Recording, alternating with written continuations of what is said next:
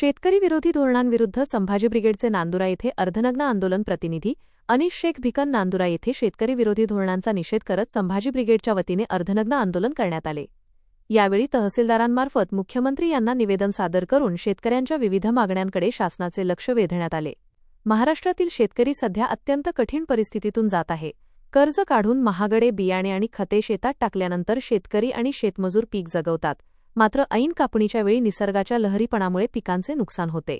हातात पडलेल्या पिकाला सरकारकडून योग्य भाव मिळत नसल्याने शेतकरी कर्जबाजारी झाला असून त्याला वारंवार कर्जमाफीसाठी सरकारकडे याचना करावी लागत आहे। शेतकऱ्याला या भीषण संकटातून बाहेर काढणे ही सरकारची आद्य कर्तव्य असल्याने संभाजी ब्रिगेडने हा आंदोलनाचा पवित्रा घेतला। आंदोलनादरम्यान सादर केलेल्या निवेदनात अनेक महत्त्वाच्या मागण्या करण्यात आल्या आहेत। त्यामध्ये प्रामुख्याने कोणत्याही अटी किंवा शर्तींचे निकष न लावता शेतकऱ्यांना तत्काळ संपूर्ण कर्जमाफी देण्यात यावी अशी मागणी करण्यात आली आहे। नुकत्याच झालेल्या वादळी वारे आणि अवकाळी पावसामुळे केळी, लिंबू आणि इतर फळबागांचे मोठे नुकसान झाले असल्याने बाधित शेतकऱ्यांना प्रति एकरी 50,000 रुपयांची मदत त्वरित देण्यात यावी असा आग्रह धरण्यात आला आहे। याव्यतिरिक्त शेतकऱ्यांना दिवसा वीज पुरवठा करावा, जेणेकरून रात्रीच्या वेळी शेतात पाणी भरण्यासाठी गेल्यामुळे साप किंवा हिंस्र पशूंच्या हल्ल्यात होणारे बळीराजाचे मृत्यू टाळता येतील।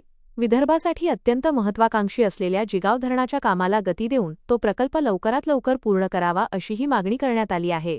नांदुरा तालुक्यात ऊसाचे उत्पन्न वाढले असून या पिकाला विमा कवच मिळावे, कारण गेल्या वर्षी वादळी वाऱ्यामुळे ऊसाचे नुकसान होऊन शेतकरी आर्थिक संकटात सापडला होता।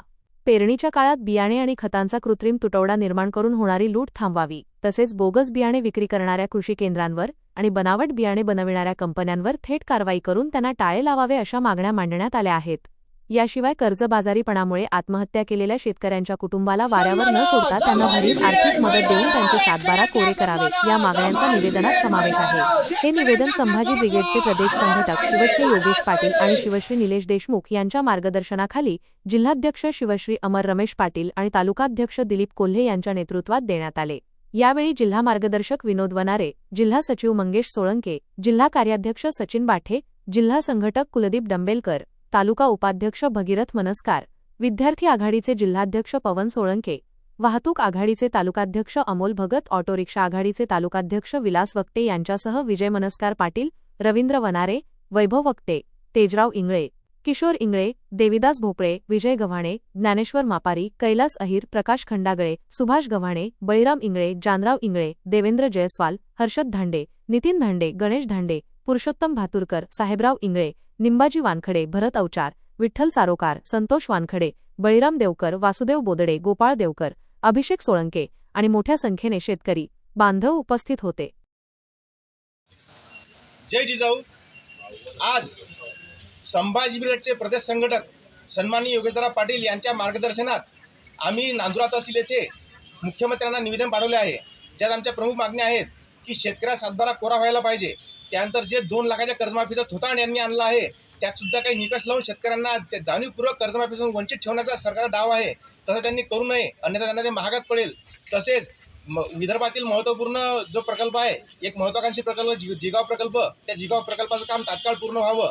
त्यानंतर आत्महत्याग्रस्त शेतकरी जे आहेत त्यांच्या कुटुंबाला तात्काळ आर्थिक मदत व त्यांचा 7/12 100% कोरा करून मिळावा, अशा विविध मागण्यांसह आज आमचे संभाजी ब्रिगेडचे अर्धनग्न आंदोलन आम्ही इथे केले आहे। आमचा हा उद्रेक यापुढे आणखी उग्र होईल असं मुख्यमंत्र्यांनी करू नये।